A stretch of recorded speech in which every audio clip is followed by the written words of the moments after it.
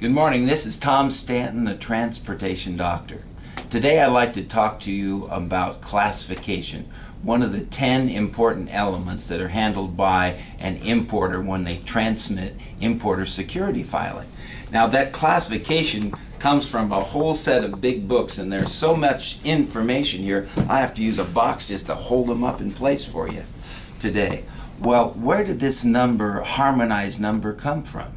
Well, it came from meetings that were held back in the 1980s between the United States and other countries to try to harmonize, bring together various tariff programs, various ways of measuring and identifying what was being imported. Let's take an example. Here's an example of a classification for candy-coated chewing gum. And as we look here in this example, we can see that the first 2 digits are called the chapter. The first 4 digits are called the heading, and the first 6 digits are called the subheading.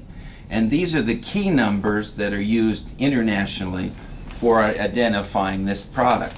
Well, where could we find this classification? One example is through a search engine by the federal government called the FTD Schedule B search engine. If you're interested, I can send this to you. But you need to do more detailed work than that. You need to look at the customs ruling system called CROSS. And this is an example of what that looks like. I can send that information to you as well.